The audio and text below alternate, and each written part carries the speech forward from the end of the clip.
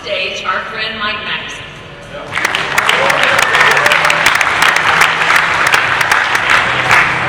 I have a lot to cover here. We've got a few of us we're going to bring on stage. We're really excited to share with you what we're going to talk about. So I'm going to dive right into it. I do know that there's perhaps a few people who don't know who I am or who GoodBed is, so I'm just going to quickly run down like kind of the story. We're essentially the OG of the mattress information space. I started this business in 2008. We started with consumer reviews, quickly became and still are the largest independent consumer review platform for the category, but also realized that was not going to be really in any way sufficient for what a consumer needs to make a good purchase. So we built a whole lot of technology, including the internet's first mattress quiz, and then also collected a whole bunch of data about products and stores and integrated all that together, and ultimately developed a lot of expertise that led to our partnership with Dow that created the industry's first scientific mattress testing program that we're going to talk more about later in this presentation. So that's just a quick overview of kind of who we are and how we got where we are. But in this presentation, let me start out with a quick poll. Show of hands, how many of you guys make or sell mattresses that are cooling? Okay? Keep your hands up if your mattresses have great pressure relief. All right. All right, raise your hands to the roof if your mattresses are supportive. Yeah, just for the record, basically every hand's up. I'm wondering why some of your hands aren't up, actually, if there's anyone. But the point being that, yeah, we all kind of make the same claims, we all say the same things, and it is almost funny, except for the fact that so do these guys. These guys, and these guys, they can make those same claims, and they do, and they have been. And as a result, Amazon is now the largest unit seller of mattresses in the country, in my estimation. And I believe that if you are someone who makes or sells quality mattresses, I believe that should be something that is extremely concerning for you. I'm going to lay out the case for why I think that is. So we're going to talk in this talk, we're going to get into where we are today. We're going to do some industry analysis about what I see kind of threat-wise facing the people in this room. And we're going to talk about standards, why I think standards are needed in this industry. And then we're going to talk about the testing program and how that fits into all this. So where we are today, this is a framework I like to use when I talk about like sort of the industry demand side of the industry. It's just Google search data. It's a great barometer of activity on the demand side. Basically, I'd like to start in 2010 after the sort of 2008 housing crisis stuff had passed through. You get a nice, slow, kind of steady growth from 2010 to 2014, which is when Casper came in and sort of changed the game, sending us on an upward trajectory that lasted about 6 years. Kind of breezed right through a little pandemic there, and took us all the way to August of 2021. Now, since then, you guys probably know this anecdotally, but I certainly haven't been on stage to share this particular data. It's been nothing but down. And this ties to what the ISPA data says in terms of units, pretty much. But I just find this to be like a helpful graphical way to represent it. So that's not encouraging. What does that mean in terms of like ramifications of that? I want to look at bankruptcies. I'm using bankruptcies kind of loosely to incorporate like financial hardships of wind downs, restructurings, what have you, but amongst retailers in particular. So that downward trajectory started in August 2021. And if you look at 2022, pretty quiet on the bankruptcy front, right? 2023, it was a little bit more activity. You had some more stuff pop up, but 2024 is what really got my attention. 2024, you just started to see not just the number of names, but also just the who the names were, and not only that, just the degree to which they weren't worked out of bankruptcy, the degree to which they just felt, in many cases, that this was an unsolvable problem, and they instead just kind of moved to a liquidation type of event. And And that's a lot of names, pretty big names too. So that again got my attention, as I think to me is a second signal that there's something going on here that is troubling. So mattress-related searches, if I go back to this, rewind the clock to a period of time when things were a little bit more halcyon. 2019, everything was up and to the right, everything was looking good. That was one of the times I was on the stage before. I was talking about the DTC brands and what they were doing, but as part of that, I came across some trends that I found disturbing. I highlighted them in a little section of that talk about what I call existential threats. And there are specifically two existential threats that I want to revisit here. Number one was Amazon. And specifically Amazon because of the sort of race to the bottom nature of their platform. And number two was ultra cheap mattresses, and specifically the threat that they uniquely represent in terms of undermining the value proposition of our industry. So I highlighted that in May 2019. That was back at that point in time. We were looking, we never know exactly what Amazon's sales are, but our estimates at that time would have been that Amazon was doing a little over $600 million in mattress revenue at that time. Since then, it's been pretty good for Amazon on the mattress side. They're probably more than tripled. These are based on Furniture Day estimates that they publish every couple of years, wherever I can get those. But it's looking pretty good. In fact, if I put another lens on this, I think you'll see it's even more disturbing. If I overlay this data on the demand side with the Amazon performance, it's even more troubling. This is the time period that I have the Amazon performance for. But just take that and I just overlay it with this Amazon data. You look at the first 6 years, it tracks pretty closely. You look at the last 4 years, when things started to go to hell for the rest of us, things were just fine for Amazon. In fact, they may even got a little bit better. That's concerning. You know why that's concerning? It's concerning because if the industry is going down, if demand is down, and Amazon's still growing, that's not Amazon continuing to get its fair share of those same customers that it was always getting before. That's Amazon getting a whole bunch of new customers. A whole segment of the market that they weren't touching before is now theirs. And by the way, that segment is higher than they were before. That's where destruction started to happen. You can see it right here in this data. So let's give you the lay of the land of like a little bit more deeply on what's happening on Amazon. So this is some data that probably won't be surprising, but it's probably data you haven't seen before. I took a look at just like the front page, I searched Queen mattress, didn't filter it any more than that. Obviously Amazon, it's like they're tweaking the results all the time. You're going to get a little bit different results than I am, but generally speaking, you get these same results if you did this yourself. I took all the products on that front page, took their prices, here they are. Took their star ratings, here those are. So, probably won't surprise any of you guys, but the actual number for the average price of all those 58 products, $225 in the queen size. And that's today after whatever is happening on tariffs or threat of tariffs, and all the anti-dumping duties and all that. Star ratings, average star rating 4.4 stars. Average number of ratings or reviews, over 8,000. That's pretty tough, right? If you're selling products that are more expensive than $225, like I would assume everybody in this room does, that's pretty tough to beat those metrics. Look at the star ratings. But let's take a look. Maybe you can. So the next thing I looked at is like, let's just see. Amazon says it's got, when you look at the price slider, it says it's got data or availability options going all the way up to 10,000 in the mattress category. So let's take a look at what happens to star rating and rating count as you go up in price. So I took average star rating and average number of ratings, and I just kind of built a little stratus of like all the first page of results for those who are under 500. I started with that. That's almost the same as basically the results that we're just looking at. And that's 4.5 stars and a little over 10,000 ratings for those products. You go up $500, you fall just a smidge, pretty close to the star rating, but you lose a lot of ratings.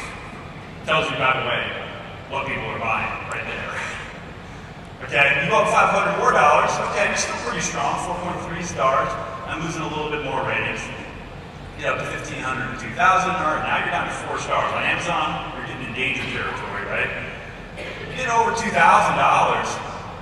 these are products that have 150 to 200 reviews on average with an average star rating of 3.8 stars. And you get to 2,500, there's a weird little blip there, 2,500 to 3,000. Over 3,000, that's 3.6 stars.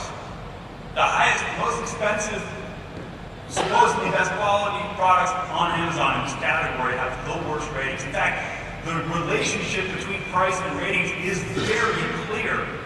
The higher the price, the worse the ratings, which underscores the exact point I made about why Amazon's platform is fundamentally a race to the bottom. Because cheap mattresses on Amazon will always get better ratings. Structurally, they always will. Because Amazon asks you 2 weeks after you got the mattress to rate it. Nothing's had a chance to go wrong, right? So they ask a guy who bought a $225 mattress, obviously didn't have very high expectations or many expectations at all when he bought it. 2 weeks later, right, review the mattress. Okay, I opened it up, and it was a mattress. It met all my expectations. 5 stars. Okay? They will always get high ratings. And when cheap mattresses get high ratings, there's no other way for more expensive mattresses to win, because Amazon only gives you 2 ways to win: price and ratings. So the cheap mattresses have high ratings. There's nowhere for the more expensive mattresses to go. And that's notwithstanding the fact that the more expensive ones don't even have, like, there's no room above 4.5, not enough at least, to justify a $3,000 price point. Even if they could, but they can't even get those ratings. And one of the reasons I point this out is because I think it's incredibly damaging for these brands to have these products on Amazon in the first place. I know that there are some people, I know they're getting some sales, but I guarantee you those sales are not coming from people who discovered those products on Amazon or who researched them on Amazon and exclusively using the tools of comparison on Amazon came to the conclusion that that 3.6 star $3,500 mattress was in fact the one that they should definitely get based on these Amazon tools. No way. The Amazon platform makes those products look terrible. And in fact, the only value of having those products on Amazon is they help people who ultimately buy the cheapest products justify those decisions. They help those people justify the fact that they're even using Amazon as a research tool in the first place. So if you know people who are listing those products on Amazon, they're doing themselves a huge disservice. Do them a favor and let them know they should pull those right off. So Amazon gives no way for quality mattresses to win. All the cheap mattresses are destroying the value perception for the category, okay? Let's talk about that second point. I've got some more data here. ISPA has done a nice, convenient little set of surveys. They did 3 of them over the course of 6 different, basically separated by 6 years apart. They asked people what they expect to pay when they buy a mattress. They asked people what they're willing to pay. So what we saw is that over that time period, from 2016 to 2022, when you adjust for inflation, people's expectations of what they should pay for a mattress went down by 15%. And when you ask them what they are willing to pay, it went down even more, almost 20. Okay, that's really bad, right? You might be thinking to yourself, how does this jive with all the stuff that we hear about? Sleep is the 3rd pillar of health, and everybody's more and more focused on the benefits of sleep and the connection between the mattress and health and all these things. How does this jive with that? Like, it seems like a disconnect, doesn't it? Well, it does, unless you consider the possibility that these people believe that they're getting all of those health benefits with that $225 queen mattress. And why shouldn't they believe that? Because that $225 queen mattress makes the exact same claims as those ones that cost $3,000. And the difference on Amazon is that there's nobody there to tell them, to be a referee and tell that person, no, it's not the same actually. When you walk into a store, there's a referee, that's the RSA. Oh, when he says cooling, it's not the same as when this guy says cooling. Or, I don't know why I'm gendering the mattresses, but, when When this mattress says cooling, it's one thing, but when this other brand says cooling, that's a higher level standard. You know, they're there to be a referee, help provide context to the consumer. There's no referees online, okay? And the more, you saw data earlier today about how many people are buying their mattresses online. That's feeding into this problem, right? Because they're not getting referees to help them make sense of these claims. So claims parity is a real problem, and it's leading to basically people saying, hey, my health is important, but I can just get those same benefits for a lot less. The product is not worth it to me. I'm not willing to pay nearly as much for this product. So why are standards needed? I want to look at what we can learn from other industries. Because we're not the first industry to go through commoditization. There's a lot of other guys. This is just a few select examples of some ones that I've come across that I see having very similar dynamics. They're at different stages. Not all these are at the same stage as us or as each other. There's really three stages, I think of it, three phases of commoditization. I came up with a little framework here. First phase, I call it the beachhead, right? So phase one, basically what happens is you've got a bunch of no-name brands, low barriers to entry provided by places like Amazon and so forth can get into the market. You generally find buyers amongst the first-time buyers of the product, right? People low on cash, no brand loyalty, just looking to kind of get in. They'll settle for the no-name brand on Amazon, convenience, and what have you. In this phase, it's just kind of establishing that beachhead, and there's sort of a value transfer, but it's not a value destruction. You know, it's a sale that would have been maybe going to a legacy brand's product at that price point instead of this no-name brand. It might have been going to a traditional store channel instead of through Amazon. But that price point was going to be that consumer's price point anyways. It's just now it's happening in a different place for a different brand's product. Phase two, though, what happens is once that beachhead gets firmly established enough, the no-name brands start to get so many reviews that it becomes hard for a consumer to really justify spending for a mid-tier price point. They're like, well, I can't justify it, and those mid-tier brands have a hard time positioning themselves. They don't know how to position themselves anymore, and they either have to make a choice. They got to either like de-spec their product and go down market, think about like what Black & Decker used to be and what they are now, you know, or they got to just retreat, pull out of that middle, and go all the way up market, like a lot of mattress companies are doing right now, or they got to just exit altogether, you know, just get out of it. And we see a lot of that happening across different categories. And then phase three is kind of the end game. Like that's where you end up, right? Not only has the mid-tier been hollowed out, but a bunch of the premium tier gets hollowed out, right? And you're down to basically a small group of consumers, a small minority, 20% even in a lot of cases, who are still willing to support premium price points, okay? And that's kind of the last stand, as I call it. And this is where like just massive value destruction. Because these are people in phase two and phase three, it's where you're having people who would have supported a mid-tier price point who are now paying a commodity price point. And in phase three, I would have even potentially supported a premium price point, and I'm going down to a commodity. And you're left with this bifurcated world. And we see this in some categories, like luggage already, for example, where you got basically a few high-end brands fighting for a really small percentage of consumers, and everybody else is buying commodity stuff. Okay? This is the playbook. We see it happening in lots of industries. And it's scary, right? It's sobering, isn't it? I mean, look at this and think to yourself, what phase do you think the mattress industry is in right now? And as you think about that, I'll tell you this, once commoditization hits phase two, most categories do not stabilize unless there's a fundamental change to how value is perceived. Let's talk about value perception really quickly. Consumer looks at, when they're looking at a purchase in a category that's being commoditized, it's almost like a math formula, right? They're looking at it, they're going, I can get an equivalent product, or at least one that makes the same claims. I can get similar, or let's face it, frankly, way better reviews. And I can get a way lower price. I add those three together, that means less risk. Category like mattresses, less risk is the name of the game, right? This is an expensive purchase, complicated purchase. It's a blind purchase. I mean, even if I can try it in a store, I don't know how it's really going to serve me overnight, let alone how it's going to feel in a year or two.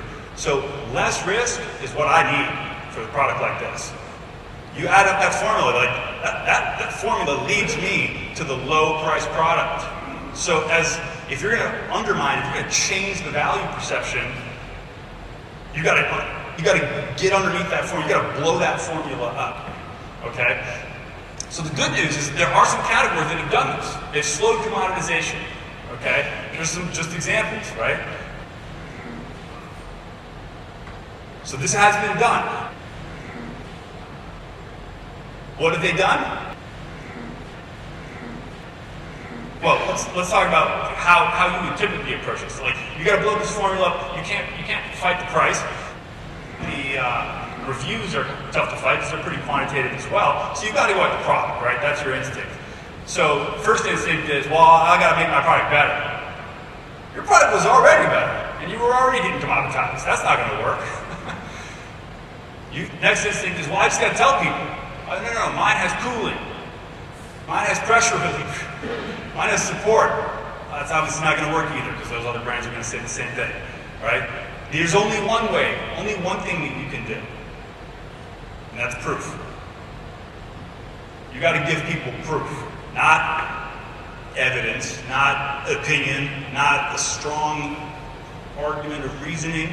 You got to give them actual proof that your product does something that these other products don't do. Proof changes everything. Proof builds trust in you. Proof even starts to make the review stuff look flimsy by comparison, right? So proof blows this formula up. And these brands that have been successful, they've leaned into proof. Okay? They've leaned into third-party testing. Not only just embracing the testing itself, but using the results in their advertising to substantiate claims and make claims. Okay? They've leaned into their communities of enthusiasts who offer further forms of validation for them. They have embraced proof points around the performances of their products. That is how they have staved off commoditization successfully. Okay? Shifting gears a little bit, we wanted to sort of test this stuff out and figure out, like, to what degree are we seeing this all play out and what the consumer's telling us. So we did a little survey of active mattress shoppers, people who self-identified themselves on the internet as actively shopping for a mattress right now. We asked them, how much do you agree with the following statement? I trust the results of independent mattress testing programs. And by the way, this is an industry that's had its issues with trust. So this is not a gimme. It sounds like a gimme, maybe, but it's not. But wow, over 85% of people, I was surprised, said they would trust the results of independent mattress testing programs. Next question we asked is, if independent test data were available, how important would it be to your mattress purchase decision? Again, wow, not a single person said not at all.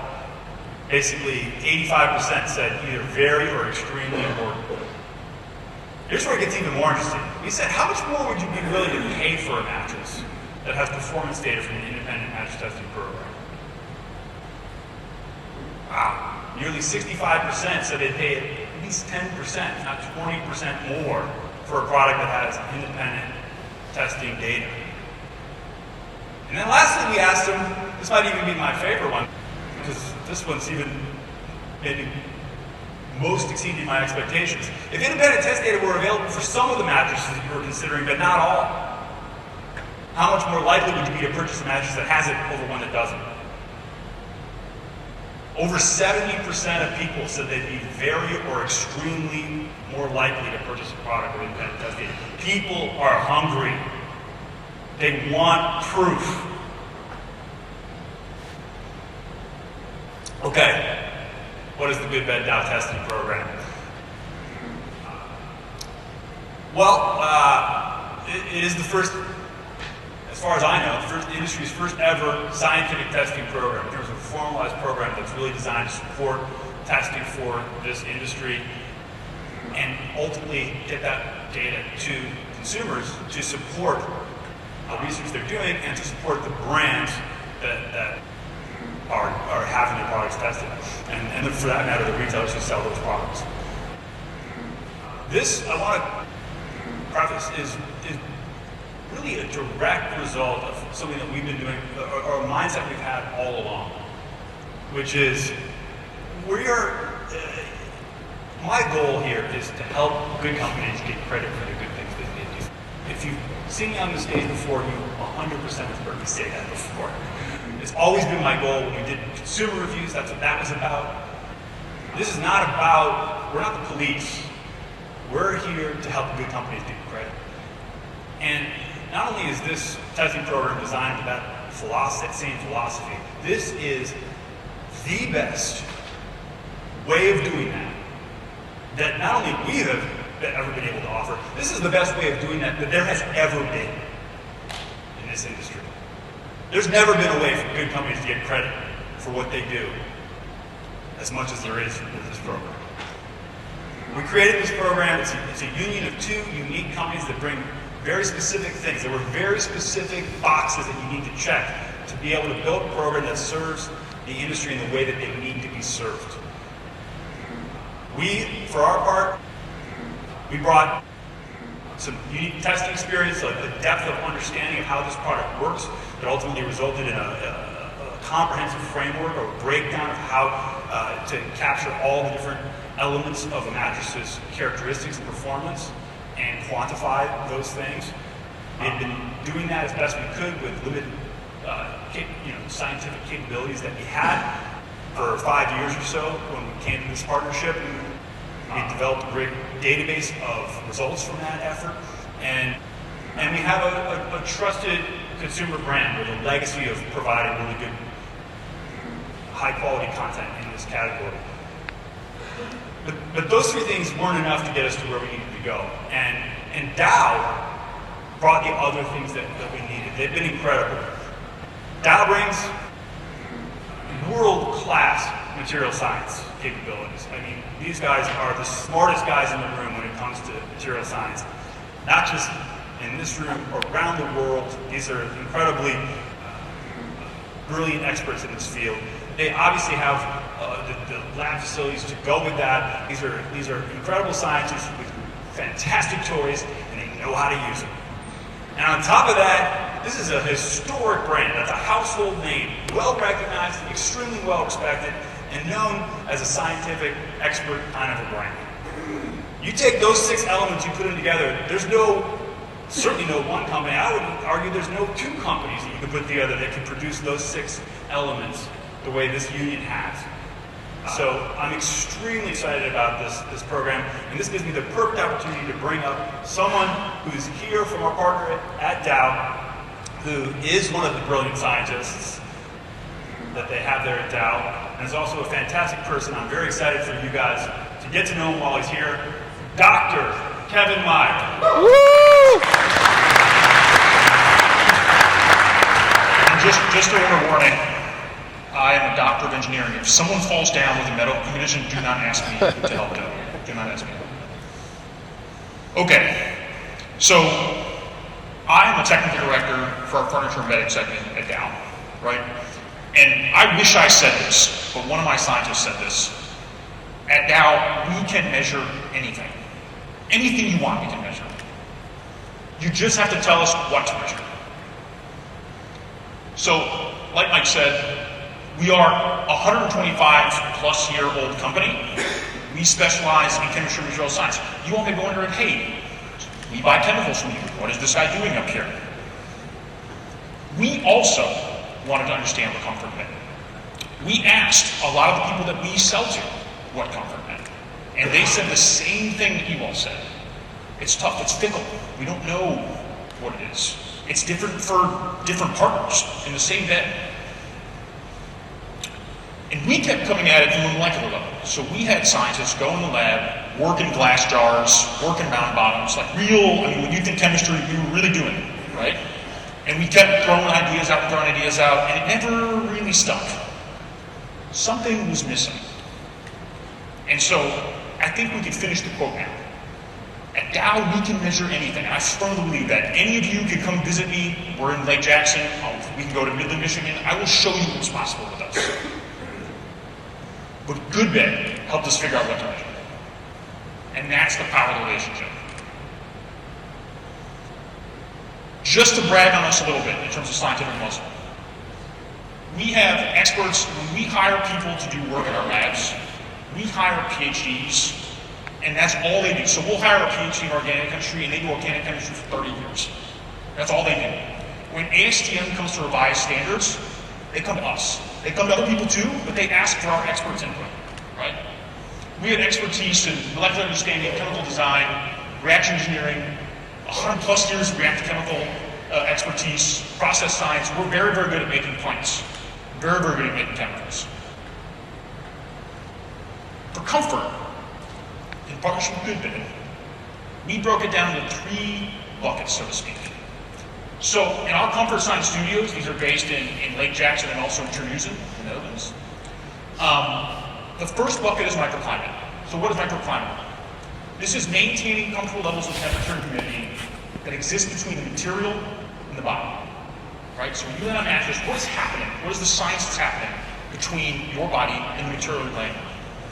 We use things like a sweating torso, a sweating sacrum. We have temperature and humidity control test rooms, so you can simulate Texas in the summer. It's going to be 100 degrees this week and 80% humidity down there. You can simulate the Northeast, right? 2 rooms just for that. We look at things like sensation, right? So this is understanding how materials' textural qualities respond to light touch, things like haptics, right? How do you deliver a good, well-received sensation? We use 3D temperature and humidity mapping. We use high-resolution pressure mapping, deformation and deflection mapping. And finally, we look at things like ergonomics. This is an optimized relationship between the material and the weight and shape of the human body to make sure you feel supported. Right? Softness, edge deflection. Do you feel like you're going to fall off or not? Bounce and motion isolation. You know, we've always done the bounce with the bowling ball, right? We think there's better ways, more realistic ways. So, I was told I have only like 5 minutes. So we're going to talk about the 2 test methods that Mark's going to talk about in a little bit in relation to Shifman. The first one, and I promise it's just a little bit of science. I put the equations up there to make it look fancy.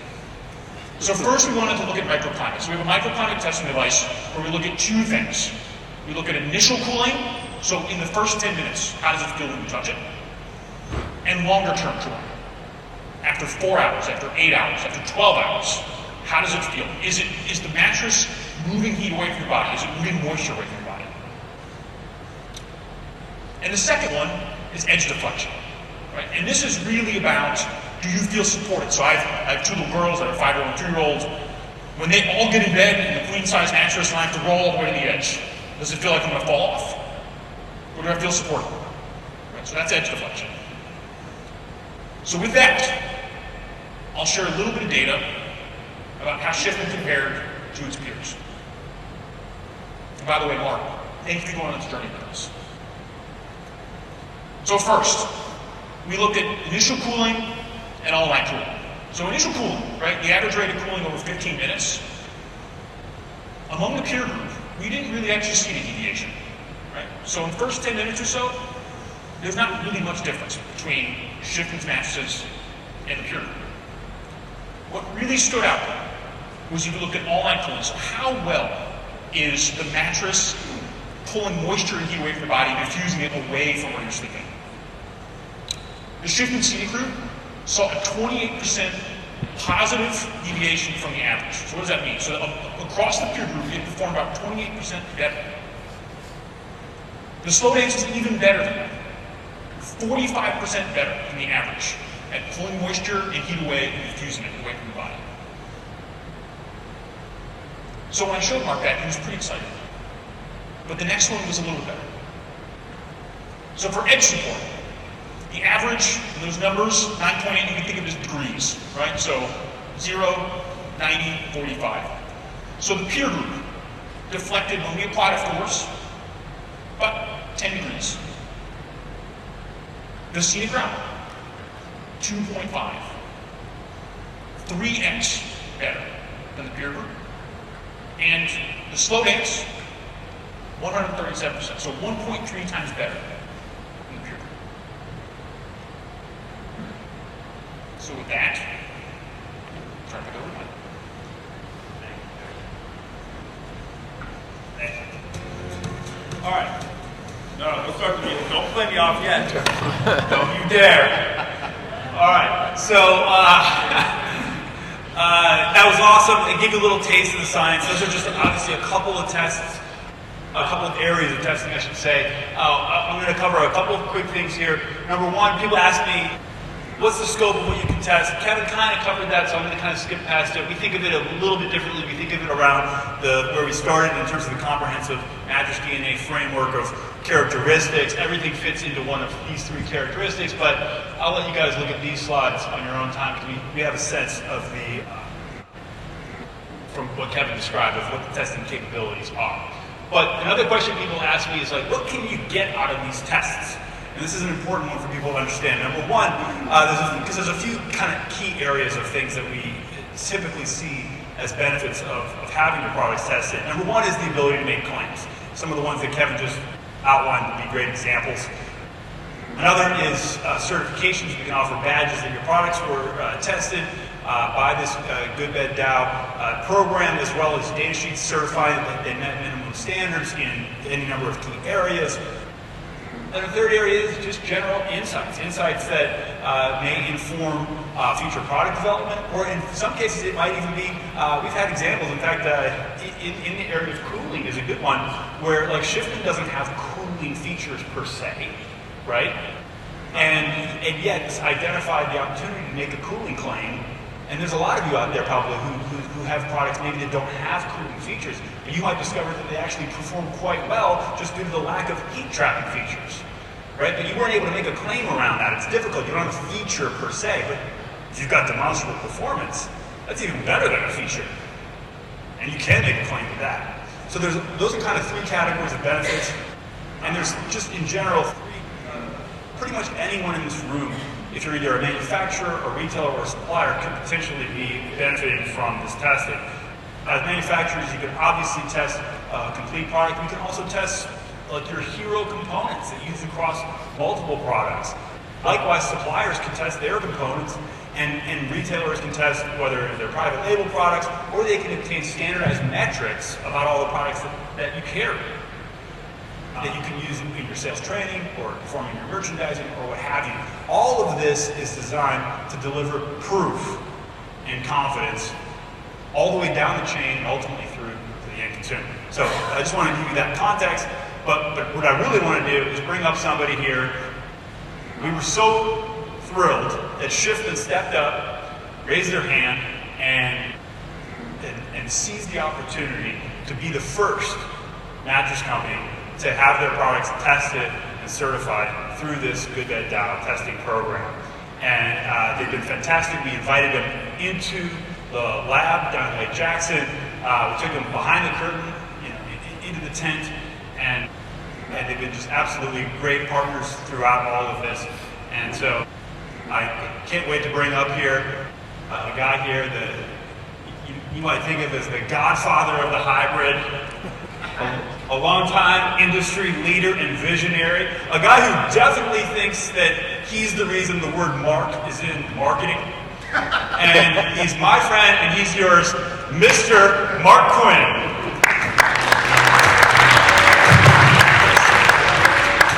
Mark in marketing, I had never heard that. Very clever. Bill and Sheila, thanks for having us on. Good to be back to the Furniture Today stage. Mike and Kevin, been so great working with you guys on this project. And thanks for thinking of us and letting us come in. And Bill, thanks for supporting the program. You guys, this is like, when I was with Leggett & Platt, we had one of the biggest and best testing labs in the country. The problem was the protocols and the standards were from ASTM, and guess what? Those were written like in the 1950s. And since then they've evolved and they've gotten better, but this is just different. And when you look at what he's talking about in the commoditization of our category, it's so true. We can sit here and say that we're going to take sleep and integrate it into our language and marketing materials, and these beds help you sleep better. The data shows not enough. Not doing it enough. Not building enough value back into what we do. Prices are sliding. And then we at Shifman, we say, well, we make great beds. Well, show it. Let's prove it. Let's go into a lab. Let's get some quantitative data so that when I look at you as a retailer and I say, I understand that you have a luxury brand on your floor, we're better, and here's why. I want to have data to show you. It can't be my opinion. That's no good. It's got to be data driven. So that's why we jumped in and we said, heck yeah, let's do this. And so we got to be involved. And so my part in this is to kind of share with you, so what? Once you get the data, then what do? How do you bring it all to life? What's the marketing side of this? And so here's an example of what we're going to do with the data that we now have, this badge that we're going to hang. I want you to think about something too. If you're thinking about a restaurant and you're in a town, let's say you're in Dallas, Texas, and you want to go have a great meal. One of the things you're going to look for is what? A Michelin star. You find a Michelin star restaurant, you get something special. The car industry has J.D. Powers, right? And so for us, this is going to be a great badge, and we're going to show it everywhere we can. This is a PDP. Sheila, congratulations. You now have your very own luxury sleep shop. Everyone give Sheila a round of applause. You go shop your store, 100-night sleep trial, all that good stuff. Anyway, that's our new bed bodaciousness. Andy Jones and I are awesome product development and product designer, and I went to meet with the scientists in Lake Jackson. Thanks again, what an amazing trip that was. And here it is right here on the PDP, and there's Mike.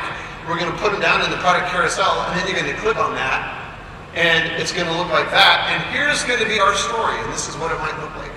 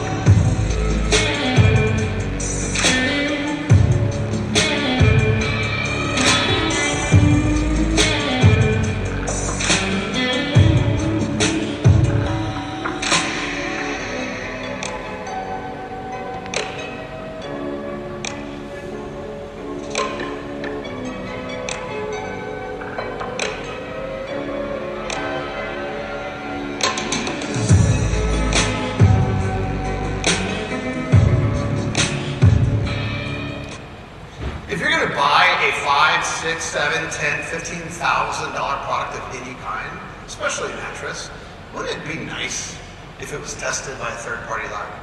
Would that give you some confidence in making your decision? And the other reason that we did this, by the way, it's so interesting, because it's a four-way win. It's a win for Shifman, for sure, because now we have quantitative data to support what we thought was always true, that we made great beds. Second part is for the retailer. My goodness, how awesome for them. They have it at point of sale, they can put it on their website, and now they have a validation point to share with the consumer. And then you have the consumer, that's the biggest one, right? So when they're in there shopping, you have the social proof with a review. You have friends and family that you can ask. You can go to some of the other shoddy websites that are mattress review sites that aren't really, it's clickbait, right? There's not much integrity to some of that, right? So now they have a great third-party validation point.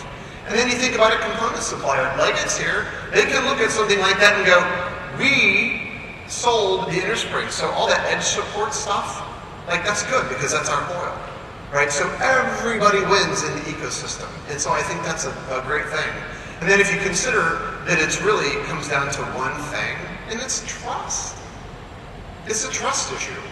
Because if you are the consumer and you're going to make a decision, we teach our RSAs all the time, you know, ask great questions and make sure you're listening to them, right, Mr. Munkle?